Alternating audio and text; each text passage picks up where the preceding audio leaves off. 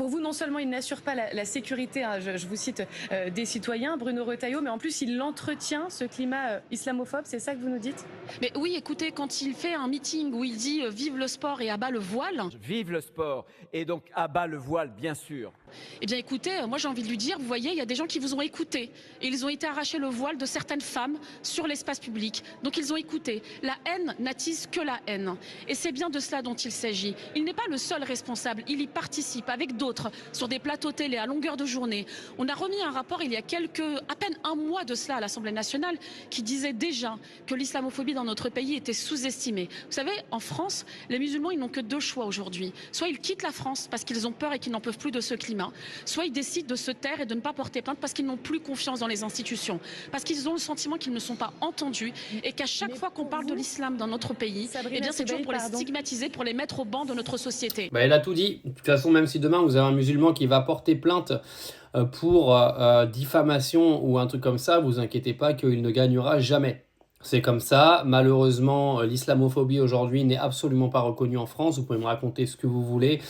Quand on entend tous les gens sur les plateaux de télé comme CNews, etc., même nos politiques qui ont des discours islamophobes, ça montre à quel point aujourd'hui la justice, de toute façon, ne condamne pas l'islamophobie.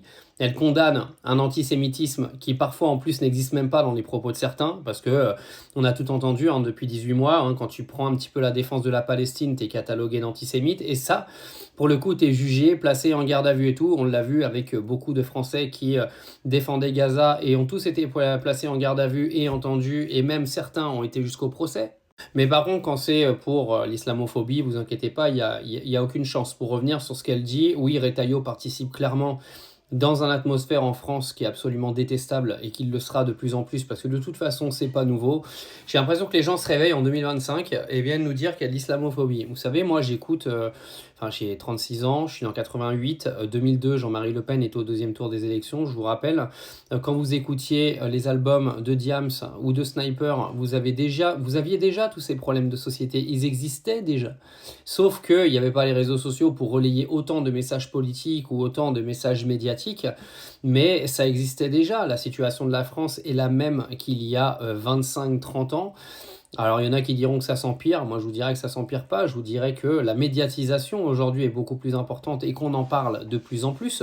Ce que je pourrais limite trouver de pire en pire, c'est la libération de la parole islamophobe. Ça, oui. Par contre, ça, c'est vraiment quelque chose de nouveau parce qu'avant, nous ne pouvions pas, nous exprimer, par exemple, sur les réseaux, etc. Aujourd'hui, il y a des gens qui s'expriment sur les réseaux en toute liberté en insultant les musulmans et les arabes toute la journée et ils savent très bien qu'ils ne risquent rien. Ça, c'est nouveau. Mais les problèmes sociétaux de la France, ça date pas d'hier, les gars.